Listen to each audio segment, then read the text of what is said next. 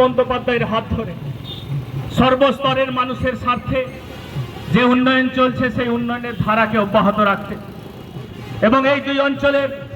সার্বিক উন্নয়নের ধারাকে অব্যাহত রাখতে আপনারা সবাই আমাদের সকলের প্রিয় প্রার্থী রাজীব বন্দ্যোপাধ্যায়কে জোড়াফুল চিহ্নে ভোটদান করে বিপুল বিপুল ভোটে জয়যুক্ত করবেন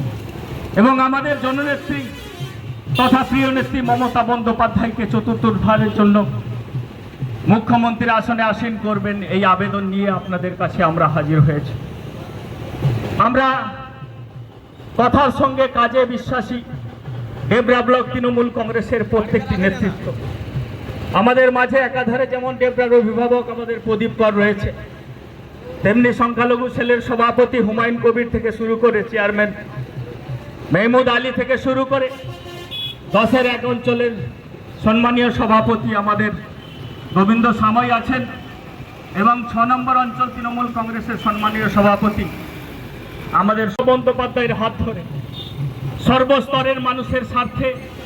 যে উন্নয়ন চলছে সেই উন্নয়নের ধারাকে অব্যাহত রাখতে এবং এই দুই অঞ্চলের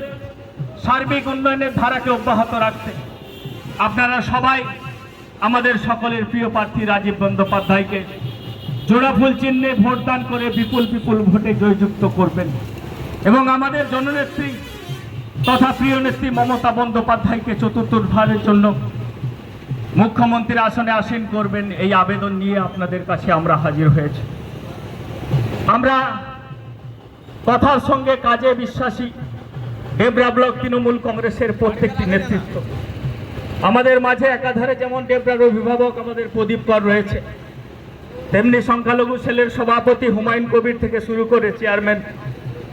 মেহমুদ আলী থেকে শুরু করে 10-এর 1 অঞ্চলের সম্মানীয় সভাপতি আমাদের গোবিন্দ সাময় আছেন এবং 6 নম্বর অঞ্চল তৃণমূল কংগ্রেসের সম্মানীয় সভাপতি